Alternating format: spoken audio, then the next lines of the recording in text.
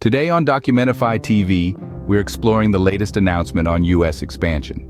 Imagine adding an area larger than France to your country without conquest or dispute. That's precisely what the United States achieved recently. The nation expanded its territory by a staggering 1 million square kilometers, a feat accomplished through a redefinition of its continental shelf boundaries. This territory expansion is not concentrated in one area, but rather is spread across 7 distinct ocean regions. The lion's share of this new territory, over half, is located in the Arctic, a region of increasing geopolitical interest due to its untapped natural resources and strategic location. But how is such a territorial expansion possible without sparking international conflict? The answer lies in a concept known as the Extended Continental Shelf, or ECS for short. The ECS allows coastal nations to claim and manage resources within extended shelves beyond their traditional borders. It's not a newfound concept either. The United States now joins the ranks of over 75 countries that have defined their ECS limits, emphasizing the global acceptance of this international law.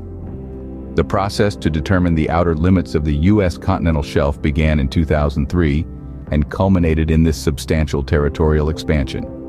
The areas encompassed in this claim include the Arctic, the East Coast Atlantic, the Bering Sea, the West Coast Pacific, the Mariana Islands, and 2 regions in the Gulf of Mexico. This expansion does more than just increase the physical size of U.S. territory. It strengthens the nation's control over marine resources, particularly in the Arctic where resources are abundant. This claim complies with international law and has been a multi-agency effort, yet it awaits ratification by the U.S. Senate.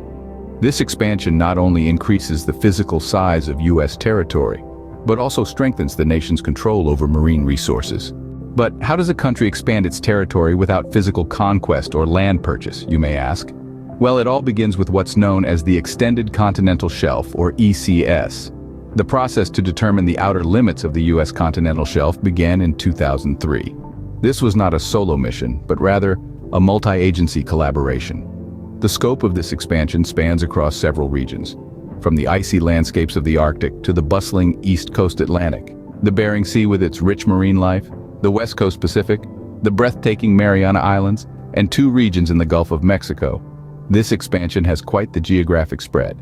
However, it's not all smooth sailing. There's a potential overlap with Canada's claims, which may require some diplomatic negotiations. It's like having 2 neighbors both claiming the same tree is in their backyard. They'll need to have a chat over the fence to sort it out. While this declaration does not extend U.S. jurisdiction over the water column or fishing rights beyond 200 miles off its coast, it certainly has significant implications for control over the seabed and its resources.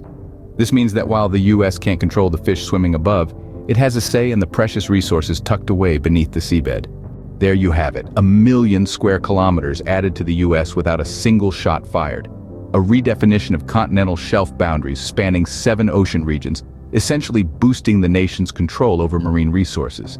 This expansion marks a significant milestone in geographical terms, as the U.S. joins over 75 nations that have redefined their extended continental shelf limits, a testament to the power of diplomacy and international law.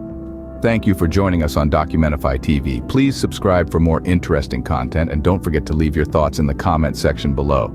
Until next time, keep exploring.